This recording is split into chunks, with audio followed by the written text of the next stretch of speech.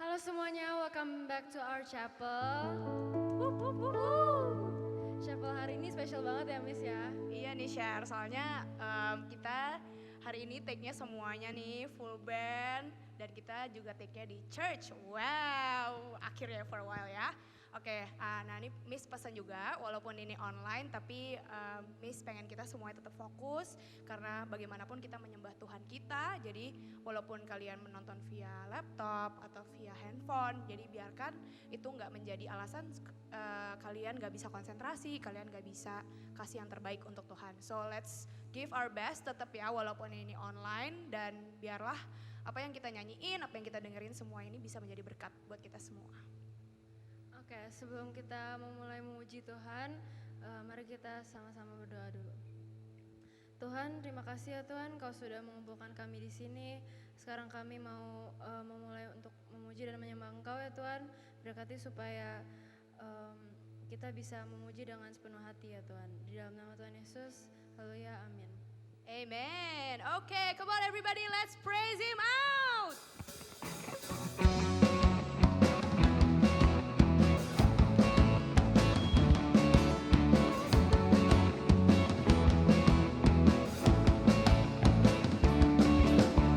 Whatever comes, whatever goes, there is one thing that I know.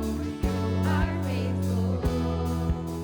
You are faithful. So I speak of your word.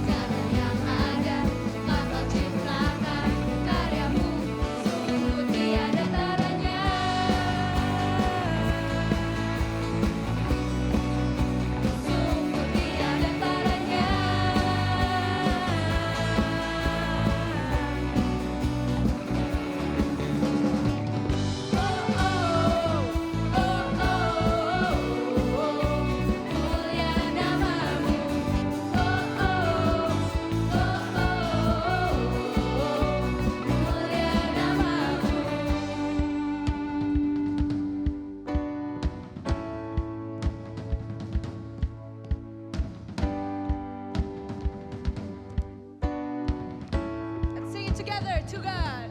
To God be the glory for the things He's done. To God be the glory for the things He's done. To God be the glory for the things He's done. To God be the glory for the things He's done. Keagunganmu, kedahsyatanmu, terpanjang dari kita nyanyikan. Kami nyatakan Yesus mulia. Segala yang ada telah Kau ciptakan, karyamu sungguh tiada tandanya. Kami nyatakan Yesus mulia. Oh oh, oh oh, mulia namamu. Oh oh, oh oh, mulia namamu. Oh oh, oh oh, mulia namamu. Oh oh, mulia namamu.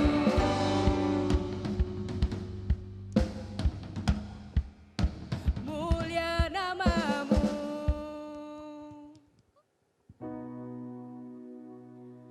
Teman-teman, ayo kita siapin hati kita untuk lebih serius lagi untuk menyembah Tuhan, supaya apa yang kita nyanyiin ini bukan cuma sekadar nyanyian tapi bisa menyenangkan hati Tuhan.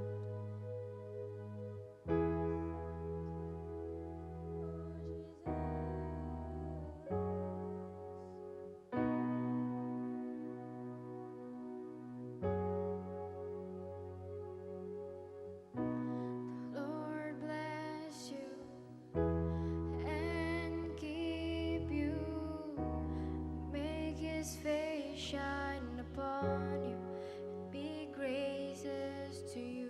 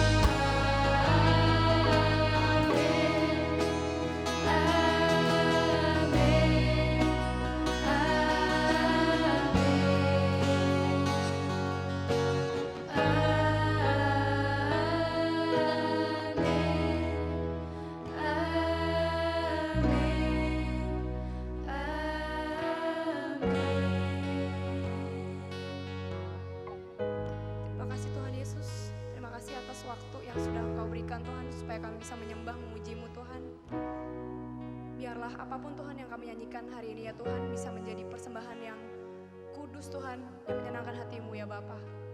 Tuhan, sebentar lagi kami mau mendengarkan sedikit daripada firman-Mu. Kami ingin membuka hati Tuhan untuk mendengarkan firman-Mu ya Bapa. Roh Kudus bantu kami supaya kami dapat mengerti. Biarlah hati kami seperti tanah yang subur Tuhan, yang siap untuk ditaburkan benih ya Bapa. Di mana demi benih itu bisa bertumbuh, berbuah, dan buahnya bisa dinikmati oleh banyak orang. Terima kasih Tuhan Yesus, kami siap untuk mendengarkan firman-Mu. Dalam nama Tuhan Yesus kami sudah berdoa mengucap syukur. Haleluya, amin.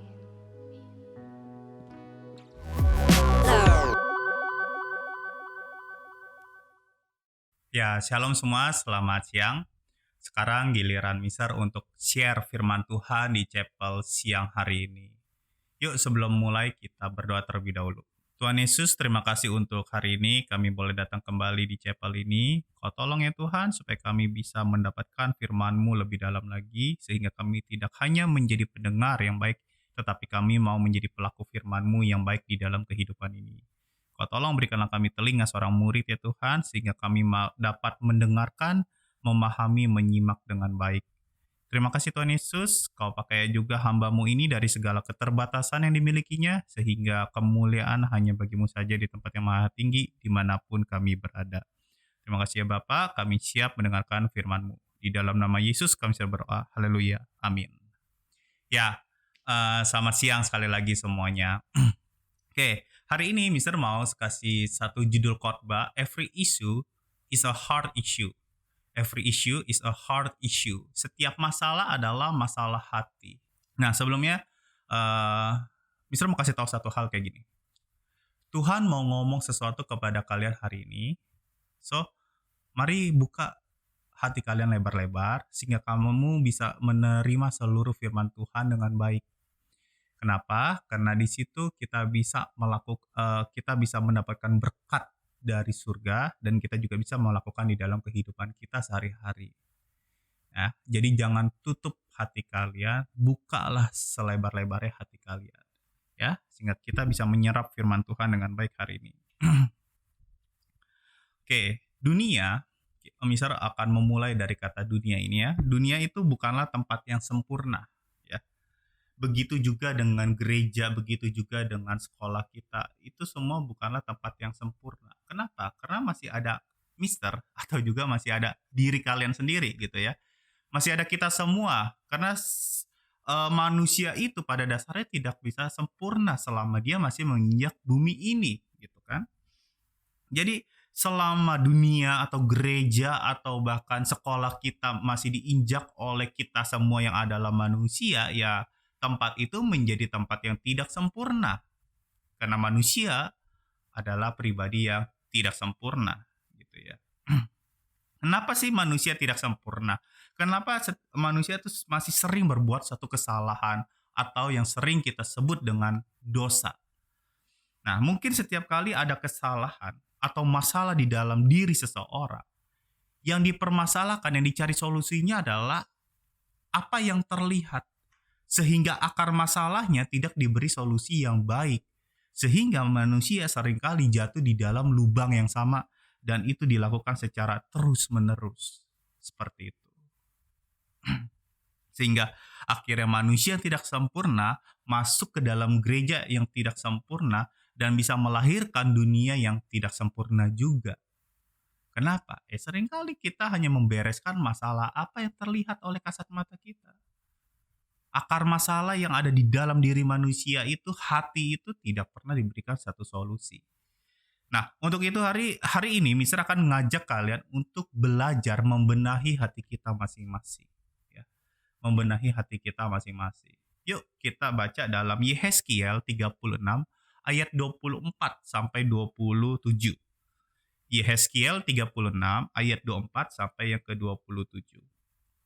By the way, itu Alkitab di rumah dibaca ya. Jangan cuma dijadiin tatakan untuk kalian makan Indomie doang. Tuh jangan-jangan selama ini Alkitab nggak jadi banyak sawangnya, debuan gara-gara nggak pernah dibuka. Coba sekarang dibuka. Kalau kalian mau pakai handphone ya silakan ya. Mumpung masih home learning. Nanti kalau udah di rumah, kalau udah di sekolah ya tentu kan nggak bisa. Yehezkiel 36 ayat 24 sampai 27 Mister bacain ya.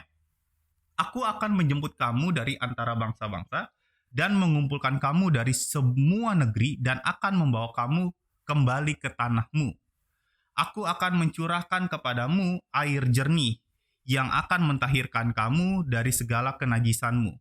Dan dari semua berhala-berhalamu, aku akan mentahirkan kamu. Kamu akan kuberikan hati yang baru dan roh yang baru di dalam batinmu. Dan aku akan menjauhkan dari tubuhmu hati yang keras. Dan kuberikan kepadamu hati yang taat. Rohku akan kuberikan diam di dalam batinmu. Dan aku akan membuat kamu hidup menurut segala ketetapanku. Dan tetap berpegang pada peraturan-peraturanku dan melakukannya. Demikian firman Tuhan. Ya, untuk itu kalian bisa baca kalau kalian pakai handphone, kalau aplikasinya sesuai ya Alkitab gitu, ada judul perikop kalau keluaran LAI gitu ya. Biasanya ada judul perikopnya ya di Alkitab kita ataupun di handphone, yaitu tentang pembaharuan Israel. Jadi ini sebenarnya tentang janji Tuhan terhadap bangsa Israel gitu, atau bangsa Yehuda lebih tepatnya. Oke, sebelum Mister jelaskan lebih dalam, Mister mau kita belajar memahami sama-sama sejarahnya lebih dulu ya. Jadi gini, raja pertama itu adalah Raja Saul ya. Raja kerajaan Israel bersatu itu pertama kali adalah Saul. Kedua, Raja Israel adalah Daud. Ketiga adalah, ada yang tahu? Yang punya istri banyak itu? Ya, kelas 9 harusnya udah pada tahu tuh ya. Salomo. Nah, Salomo punya anak namanya Rehabeam. Di tangan Rehabeam, kerajaan itu terpecah menjadi dua. Satu disebut kerajaan Israel, satu disebut kerajaan Yehuda. Oke, jadi sama-sama orang Israel juga. Oke ya, orang-orang Yahudi yang nanti akan disebut orang Yahudi. Nah, apa yang kita mau pelajari hari ini itu berangkat dari kerajaan Yehuda, tentang kerajaan Yehuda. Jadi gini, di kerajaan Yehuda tuh dipimpin oleh raja-raja. Rajanya kan banyak ya. Sekian tahun rajanya mati, terus diganti sama anaknya, terus diganti sama siapa gitu. Nah, sepanjang kerajaan Yehuda ini berjalan, ternyata ada penyembahan berhala di situ, ada dosa-dosa. Kenapa? Karena leadernya sendiri pun itu banyak yang tidak taat. Bukan berarti semuanya ya, tapi ada beberapa yang tidak taat gitu terhadap perintah Tuhan. Sehingga kerajaan Yehuda harus jatuh oleh Babel pada akhirnya. Karena ketidaktaatan mereka terhadap Tuhan ya, melakukan banyak dosa sekali gitu. Jadi Tuhan izinkan Babel di bawah pimpinan Raja Nebukadnezar saat itu untuk merebut Yehuda, merampas Yehuda. Dan sebagian rakyatnya itu ada yang dijadikan tawanan perang, sebagian rakyat ada yang dibunuh, sebagian rakyat ada yang dibawa di Babel, dan yang miskin dibiarinin tinggal di Yehuda. Ya. Jadi separah itu. Mereka dirampas ya, orang-orang Yehuda ini dirampas oleh orang-orang Babel. Nah, kalau kalian pernah mendengar khotbah di gereja kalian sendiri atau siapa yang pernah menyebut masa pembuangan di Babel, ya ini sebenarnya adalah masa pembuangan di Babel gitu ya. Nah, tetapi kemudian ini dia yang menarik. Memang Tuhan mengizinkan Babel untuk mengalahkan bangsa Yehuda. Tapi Tuhan juga yang memberikan pemulihan kepada bangsa Yehuda ini dari ayat yang sudah kita baca barusan gitu. Tuhan menjanjikan pemulihan kepada mereka. Tuhan yang memberikan hukuman atas ketidaktaatan mereka, Tuhan juga yang menjanjikan pemulihan kepada mereka, dan Tuhan janji akan mengembalikan mereka ke tanah mereka sendiri. Itu di ayat 24 yang udah kita baca tadi kan. Berarti apa? Ini adalah hukuman dari Tuhan. Nah, hukuman dari Tuhan ini adalah bentuk kedisiplinan dengan tujuan perubahan atau perbaikan. Bentuk kedisiplinan dengan tujuan perubahan atau perbaikan. Ya, sama halnya dengan guru kalian ya. Kalau kalian berbuat satu kesalahan, tentu guru kalian memberikan satu konsekuensi, disiplin. Untuk apa? Supaya kalian berubah. Supaya kalian tidak melakukan hal itu kembali. Seperti itu, dan karakter kalian dibentuk dengan baik ya, tujuannya adalah perubahan, perbaikan ya. Nggak ada guru kok yang seneng nyiksa murid gitu ya. memberikan hukuman karena ya kesel aja sama satu anak gitu. Ya enggak kayak gitu ya. Itu stres kalau guru yang seperti itu. Nah, jadi artinya apa? Tuhan janji akan memulihkan keadaan bangsa Yehuda yang sudah kalah hancur oleh Babel itu. Balik deh pulang ke rumahnya. Tapi inti khotbahnya bukan di sini ya. Inti khotbahnya bukan di sini. Karena pemulangan bangsa Yehuda ke tanahnya itu hanya menyelesaikan apa yang terlihat. Jadi akar masalahnya itu belum selesai. Gitu. Karena pemulangan itu adalah pemulihan keadaan bangsa Yehuda. Kondisinya jadi baik lagi, keadaannya jadi enak lagi gitu, nggak dijajah lagi oleh Babel. Jadi maksud Mister gini, yang pulih keadaannya, kalau memang seperti itu aja. Yang pulih keadaannya bukan pribadinya, bukan karakternya. Dan ingat, yang menyebabkan mereka dikalahkan oleh bangsa Babel adalah karena ketidaktaatan mereka kepada Tuhan atas dosa-dosa yang mereka perbuat. Ada dosa perzinahan, ada dosa ketidakadilan, dan masih banyak lagi dosa-dosa yang mereka lakukan. Gitu. Sampai akhirnya Tuhan menghukum mereka. Dan mereka harus dikalahkan oleh Babel. Kekayaan mereka pun juga dirampas. Tapi sekali lagi, Tuhan lebih tertarik dengan pribadi, lepas pribadi di bangsa Yehuda ini. Daripada hanya sekedar memulihkan keadaannya. Kenapa? Karena kalau keadaannya pulih tapi pribadinya tidak, maka suatu hari pribadi yang masih rusak, penuh dengan dosa ini, akan kembali kepada keadaan yang tidak baik. Akan kembali kepada kondisi yang tidak baik, yang tentu yang tidak diinginkan oleh semua orang. Maka yang dirubah dulu adalah manusianya, pribadinya, hati di dalam diri manusia itu yang diubah oleh Tuhan. Makanya di ayat berikutnya Tuhan do something terhadap bangsa Yehuda.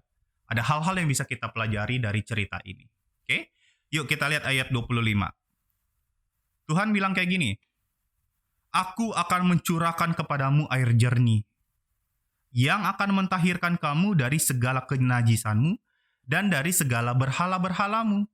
Aku akan mentahirkan kamu. Tuhan ngomong kayak gitu. Aku akan membersihkan kamu. Mentahirkan itu membersihkan ya. Dulu di beberapa kelas sih, nggak semua. Mister suka jelaskan kayak gini. Kalau orang sakit lalu ditahirkan itu beda dengan disembuhkan. Kenapa? Karena kalau anggaplah ini ada luka di tangan Mister. Oke? Ada luka lalu diobatin. Kemudian jadi sembuh. Tapi ada bekasnya ya. Mungkin lama-lama bisa hilang. Tapi itu butuh waktu yang cukup lama. Apalagi kalau luka yang cukup dalam. Kayak gitu. Apalagi kalau luka jahitan ya. Nah, kalau tahir, namanya tahir itu benar-benar pulih dalam keadaan yang semula. Jadi nggak ada bekasnya. Itu bedanya tahir dengan sembuh. Kalau di dalam satu penyakit ya. Atau ada luka gitu di dalam tubuh manusia. Makanya Tuhan menggunakan kata tahir di sini pengen memulihkan bangsa Yehuda ini benar-benar pulih dari apa yang sedang mereka alami. Dan Tuhan yang akan membersihkan dosa-dosa mereka. Nah teman-teman, sebenarnya Tuhan tuh bisa aja ya nyuruh bangsa Yehuda ini untuk, ya istilahnya gini ya, kalau kamu kotor, ya mandi dong gitu, bersihin diri sendiri dong. Kan bisa aja gitu. Tapi kenapa sampai Tuhan yang harus turut campur tangan langsung? Karena kotornya udah keterlaluan, kotornya udah terlalu parah. Di ayat 25 juga dijelaskan apa? Aku akan mentahirkan kamu dari segala kenajisan dan dari semua berhala yang kamu sembah. Itulah sebabnya kenapa Tuhan sampai perlu turun tangan langsung. Kenapa Tuhan mau mentahirkan mereka? Ya karena ada penyembahan berhala, ada kenajisan. Dari sekian banyak dosa, misal udah bilang dari tadi, mereka kalah karena atas ketidaktaatan mereka kepada Tuhan. Ada dosa-dosa yang mereka perbuat. Sebenarnya mereka berbuat dosa tuh banyak loh. Ada dosa seksual, dosa perzinahan maksud misal, lalu ada dosa ketidakadilan terhadap orang-orang yang tidak mampu, dan masih banyak dosa lainnya, iri hati termasuk salah satunya. Tapi kenapa yang dimention dalam ayat 25 ini adalah penyembahan berhala? Karena memang akar masalah dari bangsa Yehuda ini adalah penyembahan berhala. Dan ini adalah masalah kita di dalam kehidupan kita juga sebenarnya. Di saat hati kita waktu menganggap Tuhan saja tidak cukup bagi kita, sebenarnya itu sudah satu tindakan penyembahan berhala. Di saat kita itu lebih mementingkan hal yang lain daripada Tuhan, itu adalah tindakan penyembahan berhala. Di saat kita tuh lebih tertarik dibandingkan dengan Tuhan, itu adalah tindakan penyembahan berhala. Intinya segala sesuatu yang lebih dari Tuhan itu adalah tindakan penyembahan berhala. Makanya dalam 10 perintah Tuhan yang pertama adalah tentang penyembahan berhala. Tuhan nggak mau ada Allah lain di hadapan Tuhan. Kenapa? Supaya Tuhan tuh sangat mengasihi umatnya. Tuhan sangat mengasihi kita semua manusia. Tuhan nggak mau memberikan suatu disiplin kepada kita atau konsekuensi terhadap atas perbuatan kita sendiri gitu. Dan masalahnya seringkali ya kita masih suka jatuh di dalam dosa yang ini, penyembahan berhala. Well, kadang hobi kita pun bisa jadi penyembahan berhala loh. Di saat hobi itu lebih daripada Tuhan. By the way, Mister cerita dikit. Dulu waktu Mister masih remaja, Mister suka main basket ya. Lalu waktu main basket, satu kali gembala sidang Mister almarhum, beliau pernah mengatakan gini di khotbahnya lagi ya. Paulus tuh lebih cinta sama basketnya daripada Tuhan. Nah itu satu tamparan yang keras buat Mister. Kenapa? Karena seringkali dulu Mister lebih milih main basket daripada ke gereja. Well, terlihat kayak nggak masalah sih main basket. Harusnya nggak masalah dong. Nggak masalah dong kita nonton Netflix berjam-jam gitu ya. Ya masalah kalau kamu nggak belajar sih. Nggak masalah dong kalau kita melakukan hobi kita, kesukaan kita. Nggak salah dong. Memang nggak salah. Tapi yang salah kalau itu sudah lebih daripada Tuhan. Makanya akhirnya Mister ya ditegur juga gitu oleh gembala sidang Mister gitu ya. Kenapa ya kita terpikat dengan dosa gitu ya?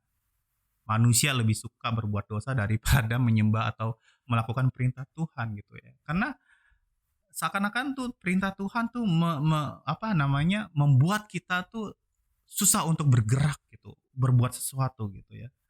Dan di sisi lain ya dosa itu nikmat. Dosa itu memuaskan daging kita. Memuaskan keinginan kita. Itu dosa. Dosa di mana-mana juga enak ujung-ujungnya. Enak untuk daging kita ya. Dan saat kita melakukan dosa tersebut, seolah-olah tanpa kita sadari kita mengatakan bahwa dosa itu lebih nikmat daripada Tuhan.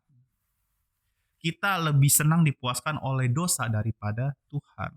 Kesenangan kita itu lebih penting daripada Tuhan. Dan sewaktu kita melakukan hal tersebut, itu adalah tindakan penyembahan berhala sebenarnya. Karena seharusnya kesenangan, kepuasan di dalam diri kita, ya harusnya hanya di dalam Tuhan saja gitu.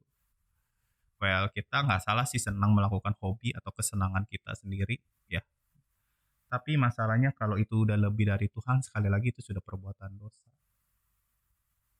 Udah perbuatan penyembahan berhala atau tindakan penyembahan berhala.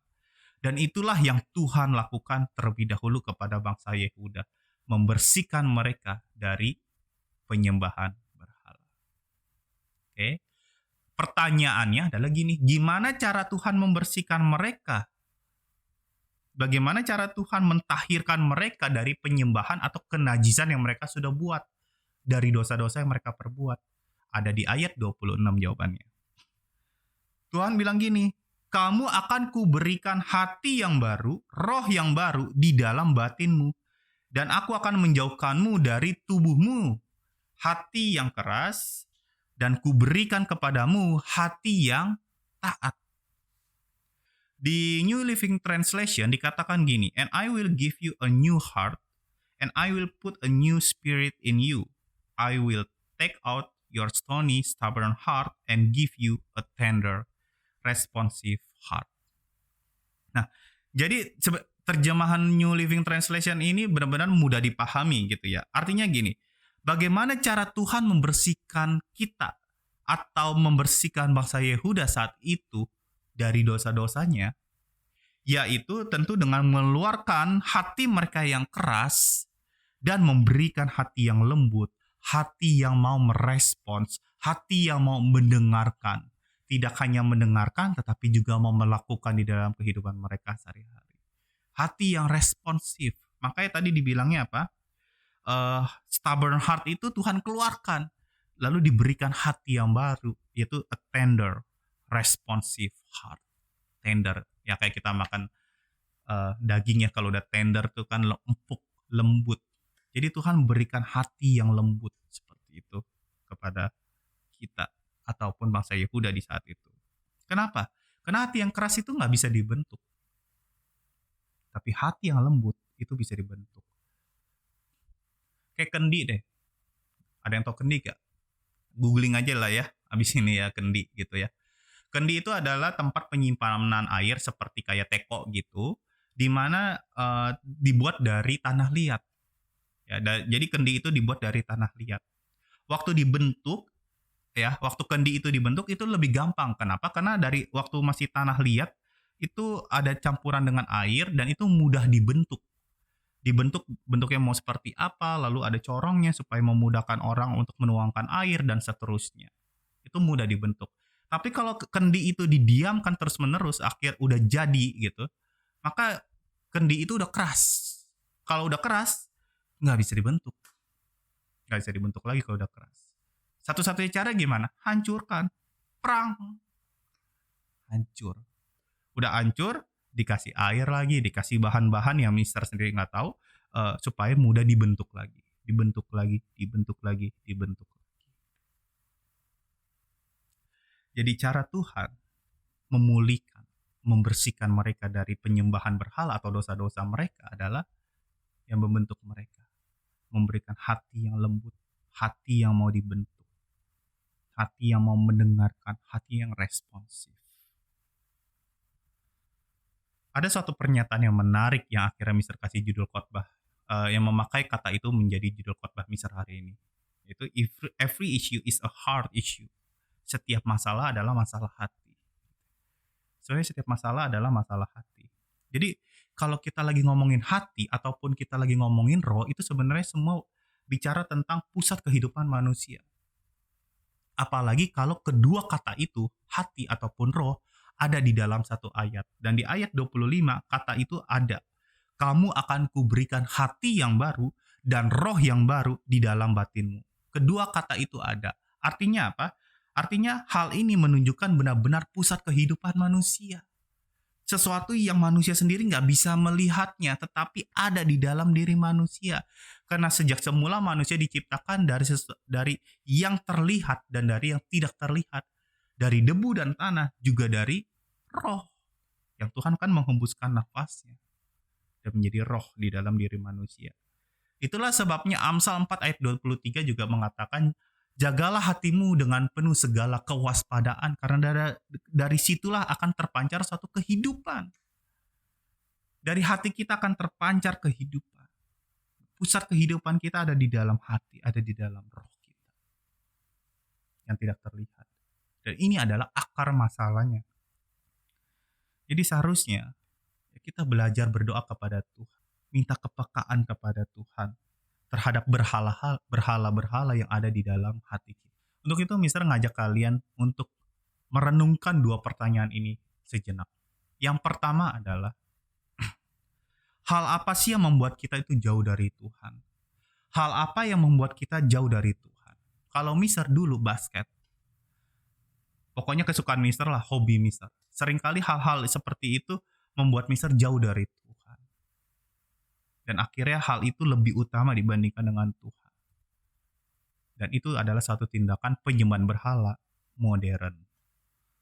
Yang kedua adalah, hal apa sih yang lebih menarik dari Tuhan? Jadi, hal apa yang membuat kita jauh dari Tuhan? Atau yang kedua, hal apa sih yang lebih menarik dari Tuhan? Coba kita diagnos diri kita sendiri, hati kita sendiri. Apa sih yang membuat kita jauh dari Tuhan? Apa sih yang membuat kita tuh lebih tertarik daripada Tuhan? Pornografi kah? Karena pornografi bisa memuaskan daging kita. Pornografi bisa memenuhi keinginan kita. Hobi bisa mencuri kesenangan kita. Pekerjaan pun jangan-jangan juga bisa, gitu kan ya.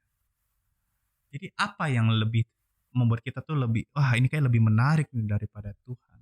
Dan akhirnya kita melakukannya gitu. Tanpa kita sadari kita sedang melakukan tindakan penyembahan berhala. Ya, jadi hal-hal itu pasti segala sesuatu yang berkaitan dengan menyenangkan diri kita lebih daripada Tuhan. Coba kita diagnos, kita jujur di dalam diri kita sendiri. Jujur sama Tuhan sekarang. Karena yang sekarang misal kan jauh dari kalian ya. Misal di rumah, kalian ada di rumah kalian masing-masing, kita jauh jarak. Kita terbatas oleh jarak sekarang. Nggak ada pembina rohani di rumah kalian. Untuk itu sekarang coba jujur di hadapan Tuhan. Coba bikin list. Ya, saya seringkali lebih senang melakukan hal ini daripada Tuhan. Saya lebih tertarik hal ini daripada Tuhan. Kalau boleh jujur ya, saya lebih suka pornografi. Well, jujur aja. Ini nggak ada siapa-siapa nih di rumah. Ya, kalau perlu kamu pakai headset, kamu jujur di hadapan Tuhan. Dengarkan khotbah ini. Buka hatimu. Jangan tutup. Biarkan Tuhan membentuk diri kamu. Sekarang bagaimana caranya mendapatkan hati yang baru? Mendapatkan hati yang baru. Ada di ayat 27. Mari kita baca. Ini yang terakhir ya. Rohku, roh Tuhan ya, rohku akan kuberikan diam di dalam batinmu, dan aku akan membuat kamu hidup menurut segala ketetapanku, dan tetap berpegang pada peraturan-peraturanku, dan melakukannya. Artinya apa? Tuhan berjanji akan memberikan rohnya yang kudus. Jadi Tuhan tidak hanya sekedar berjanji akan membersihkan bangsa Yehuda ini dari dosa-dosanya. Tuhan tidak hanya sekedar memberikan hati yang baru, tapi Tuhan bilang Tuhan akan berjanji memberikan rohnya yang kudus kepada bangsa Yehuda ini. Karena bangsa Yehuda udah najis, penuh dengan dosa, penuh dengan penyembahan berhala, dan masih banyak lagi hal lainnya. Di saat pandemi seperti ini, kita seringkali lebih senang memuaskan hawa nafsu kita, daging kita, daripada Tuhan. Kita perlu sadar, jangan-jangan di masa pandemi seperti ini hubungan kita dengan Tuhan bukan semakin dekat, malah semakin jauh. Kenapa? Karena seringkali dosa menjadi penghalang antara relasi kita dengan Tuhan. Untuk itu mari kita akui di hadapan Tuhan. Penyembahan berhala yang sering kita lakukan di dalam hati, kita akui di hadapan Tuhan. Hari ini, doa sama Tuhan. Akui di hadapannya. Biarlah Roh Kudus bekerja di dalam hidup kalian. Amin semuanya. Di dalam perjanjian baru, khususnya Yohanes, dikatakan bahwa Roh Kudus melahirkan baru seseorang. Dia mencurahkan kasih Kristus kepada seseorang. Dan kasih Kristus inilah yang mendorong manusia untuk melakukan seluruh perintah yang Tuhan sudah tetapkan. Jadi landasan ketaatan kita adalah kasih kita kepada Tuhan. Landasan ketaatan kita adalah kasih kita kepada Tuhan. Karena kalau tidak ada kasih di dalam ketaatan kita kepada Tuhan, berarti kita sedang memanipulasi relasi kita dengan Tuhan. Dan ujung-ujungnya kita bisa memanfaatkan Tuhan demi kepuasan diri kita sendiri. Makanya kasih harus menjadi landasan ketaatan kita kepada Tuhan. Caranya adalah ya terima Tuhan lebih dulu. Terima Tuhan. Ya Roh Kudus bekerja kepada diri kalian masing-masing. Tuhan akan mengubah kalian menjadi pribadi yang lebih baik lagi dari satu hari ke hari yang lain. Bisa diingatkan, bentar lagi kita akan memasuki akhir tahun 2020. Dan kita masih di rumah semuanya. Mungkin kita merayakan Natal juga di rumah. Kita nonton film lagi. Kita nonton video khotbah di gereja kita masing-masing. Pertanyaannya adalah, udah sedekat mana kita dengan Tuhan? Jangan-jangan kita makin lama makin jauh. Dan jangan-jangan ini semua penyebab masalahnya adalah karena hati kita masih lebih sering tertarik dengan hal-hal di luar Tuhan. Apakah kamu masih bergumul di dalam satu dosa yang sama? Yang kamu sendiri kayaknya susah untuk melepaskannya. Apakah ada tindakan penyembahan berhala di dalam hatimu yang kamu sendiri baru sadar setelah mendengar khotbah ini? Yang Mister mau katakan adalah, yuk Berserah kepada Tuhan. Izinkanlah Roh Kudus bekerja di dalam hidupmu. Ya, doa di hadapan Tuhan. Akui kehancuran kamu, akui dosa-dosa yang kamu perbuat, akui berhala-berhala kamu yang sering kali hal itu membuat kamu jauh daripada Tuhan. Izinkanlah Roh Kudus bekerja, sehingga hidup kita semua itu menurut kehendak Tuhan. Amin semuanya. Bisa berharap kita semua sama-sama bertobat, sama-sama mengakui di hadapan Tuhan, sehingga hidup kita bisa jadi lebih baik lagi dari satu hari ke hari yang lain. Dan di Desember nanti kita bisa menutup tahun dengan kebebasan. Kenapa? Karena kita udah lepas dari dosa yang sering menjadi beban di dalam hidup kita. Amin semuanya. Yuk kita doa. Tuhan Yesus, terima kasih untuk hari ini kami boleh mendengarkan firman-Mu ya Tuhan. Biarlah Tuhan firman ini menjadi kekuatan bagi kami semua untuk anak-anak-Mu khususnya ya Tuhan. Supaya mereka bisa mendapatkan pencerahan di dalam hidup ini. Supaya mereka bisa berubah menjadi pribadi yang lebih baik. Kau tolong pribadi lepas pribadi mereka ya Tuhan. Dimanapun mereka berada, biar Roh Kudus bekerja ya Tuhan. Sehingga mereka bisa melepaskan seluruh perbuatan-perbuatan yang Tuhan tidak suka. Baik penyembahan berhala yang ada di dalam hati mereka atau perbuatan hal-hal lainnya ya Tuhan. Kau tolong mereka ya Tuhan. Kau bantu mereka ya Tuhan. Izinkanlah mereka ya Tuhan. Supaya mereka bisa menjadi terang di kemudian hari. Terima kasih ya Tuhan Yesus. Terima kasih ya Tuhan. Bagi mereka yang belum menerima Yesus sebagai Tuhan dan Juru Selamat, Kau tolong perbaharui hati mereka ya Tuhan. Kau tolong berikan hati yang baru kepada mereka. Hati yang mau mendengar. Hati yang mau taat kepadamu ya Tuhan. Hati yang lembut yang mau dibentuk oleh-Mu ya Tuhan Yesus. Terima kasih ya Tuhan. Biar Roh Kudus bekerja di dalam hidup kami semua. Hamba-Mu berhenti berbicara, tetapi biar Roh Kudus terus mengajar, membantu kami, mendidik kami di dalam jalan kebenaran firman-Mu. Di dalam nama Yesus Kristus kami sudah berdoa dan kami sungguh mengucap syukur. Amin. Tuhan Yesus memberkati.